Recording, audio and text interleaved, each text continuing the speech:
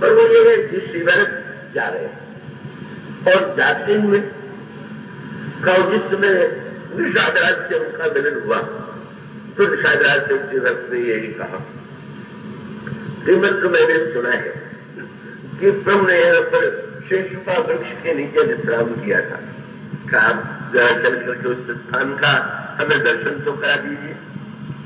निषाद राज का हाथ पर क्या दिखाई पड़ा? वो स्वामी जी कहते हैं कि श्री भरत जी ने देखा कि भगवान श्री राम के चरणों की रेखा, एक ऐसी जिन रेखाओं का ध्यान कर रहे हैं वो तो चरण में रेखा, पर जो भूमि पर भगवान का चरण पड़ा और चरण पड़ने पर भूमि धूल में रेखा बन गई। तो दो बातों पर आप ध्यान दीजिए, भक्तों की दृष्टि क्या है। गोस्वामी जी ने लिखा कि श्री भरत जी ने जब उन रेखाओं को देखा तो वहां की धूल को उठा लिया और धूल को उठा करके अपनी आंखों में लगा दिया।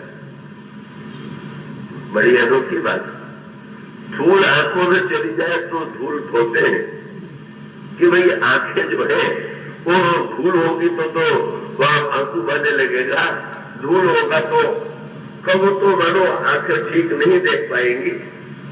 लेकिन दो धूल ऐसी है कि जिसको आंखों में अवश्य लगाना चाहिए। और बोले दूसरी गुरु चरण सरोवर जाना चाहिए, या तो गुरुदेव के चरण की धूल आंखों में लगाने योग्य है और या तो भगवान के चरणों की जो रज है। और उसका अर्थ यह है, किसी ने कहा आंखों में और धूल डाली जाए तो बढ़िया बात है ना, आपके हाथ में धूल चलाया जाएगा तो आंसू तो आने लगेंगे। पर मानो संकेत यह है कि भक्त तो मानो जब उस धूल को उठा के आंखों में लगाता है तो दर्शन मात्र से उसके आंखों में स्पर्श हुआ और अश्रु प्रवाह होने लगा। वो अश्रु प्रवाह वो धूल की कारण नहीं होता, अनुराग के कारण होता है। पर गोस्वामी जी का अभिप्राय ये है कि आंखों में आंसू आ जाना ये तो आवश्यक ही है। कबीरा रोना दूर कर रोने से कर प्रीति, बिन रोए खत पाइया प्रेम प्यारा मीत। तो वृंदावन में बड़ी प्रसिद्ध गाथा कही जाती है। इसलिए रूप गोस्वामी जी महाराज बड़े अद्भुत भक्त और विद्वान दोनों थे। श्रीमद भागवत की कथा सुनाते थे और वो स्वयं थे गदगद और सुनने वाले भी आंसू, उनके आंखों में आंसू आ जाता था। तो एक महंत जी थे, वो बेचारे तो वो बड़ा वो अटपटा लगता था, सब लोग भावरस में इतने डूब रहे हैं। तो वो धीरे से मिर्ची की एक थोड़ी सी टुकड़ा बात छोड़ करके रुमाल में बांध के लाते थे और जब लोग रोने लगते थे तो वो भी थोड़ा सा वो मिर्ची वाली बुकनी छुला देते थे तो आंसू बहने लगता था। किसी ने देख लिया, मन जी गए काजी, तो रूप गोस्वामी जी से कहा कि ये तो बड़ा पसंद नहीं मानते हैं, मिर्ची के बुकनी लगा करके आप में ही आंसू बहाता है। सुना तो संत की तो दृष्टि होती है। रूप गोस्वामी जी गदगद हो गए और वो मिलने चलने चले गए मन से। बोले धन्य है आप, कितने आप महान हैं कि आपने सोचा कि जिन आंखों में प्रभु के प्रेम के आंसू न बहे उसमें मिर्च ही डालना चाहिए। ये तो आप दंड देकर के बड़ा महान कार्य कर रहे हैं। वो स्वामी जी ने तो यही कहते, जिन आंखों में धूली भरी भरी कमक भरी भरी मुट्ठी में लिए, तो ये संत की दृष्टि थी। और लिखा हुआ है कि जो भी श्री रूप गोस्वामी जी ने यह वाक्य कहा, महन जी के आंखों से सचमुच वास्तविक अनुराग के आंसू बहने लगे। तो ये जो दृष्टि है, मानो संसार के लिए तो हम आंखों में आंसू भरे ही रहते हैं, आंसू बहाते ही रहते हैं। हम तो इस धूल से घबराते हैं, पर कितनी धूल आंखों में पड़ी हुई है। दूसरों की आंख में धूल डाल रहे हैं, अपनी आंखों में धूल डाल रहे हैं, पर भक्त को तो धूल प्रिय होने लगी। जहां पर श्री भरत ने देखा कि भगवान का चरण यहाँ पड़ा है और वो चरणों की रेखा वहां पर बनी हुई है। श्री भरत उस रेखा को किस रूप में देखते हैं? वो शरीर का चरण रेख रज आंखें लगाई, बस उस रज को उन्होंने आंखों में लगा दिया। किसी ने पूछा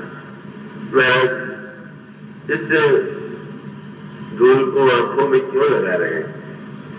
तो उन्होंने यही कहा कि मुझे ये पता चला है भैया लक्ष्मण से कि ऊपर मुजफ्फर की ओर गए थे तो उनके चरण के धूल के स्पर्श से पत्थर में भी चेतना आ गई थी। तो मैं भी बड़ा निष्ठुर हूं, कठोर हूं, इसलिए मैं भी ये चाहता हूं कि धूल के द्वारा हमारी आंखों में भी वही चेतना आ जाए। भक्त को तो अपने में ही कमी दिखाई देती है, भक्त तो बिल्कुल अपने में ही अभाव देखता है। और उन्होंने तो यही कहा कि भगवान राम के वनगमन का कारण मैं बना और फिर भी यदि मैं आज जीवित हूं तो मैं कठोर से कठोर हूं और उनका कोई आश्चर्य नहीं। कैकेयी का बेटा तो कठोर होगा ही और कैकेयी से भी कठोर मैं हूं, क्योंकि इस सृष्टि में भी नियम यही है, कारण कठिन हो दोष नहीं मोड़, पुलिस अस्थते उपलते लो कराल कठोर। कब उन्होंने कहा पत्थर से लोहा निकलता है तो वो पत्थर से भी अधिक कठोर होता है, हर चीज से वज्र बनता है, वो हर चीज से कठोर होता है। तो मैं कैकेयी का बेटा अगर कैकेयी से अधिक कठोर हूं तो इसमें कोई आश्चर्य नहीं। मानो यह जो उनकी अनुराग भरी भावना एक हो, इसीलिए तो भक्तों का तो भक्त के पास जो अनोखी आंख होती है। आपने रहीम का वो दोहा सुना होगा, हाथियों का ये स्वभाव होता है कि बहावत उनको लहला करके जब लाते हैं तो आप देखेंगे सड़क पर जहां धूल दिखाई देगी कब हाथी अपने शरीर पर डाल रहा, तो उसको तो शास्त्रों में मंजे कुंजर शौचवश ये कहा गया कि तो हाथी का स्नान हुआ कि जल डाला और फिर धूल डाल दिया।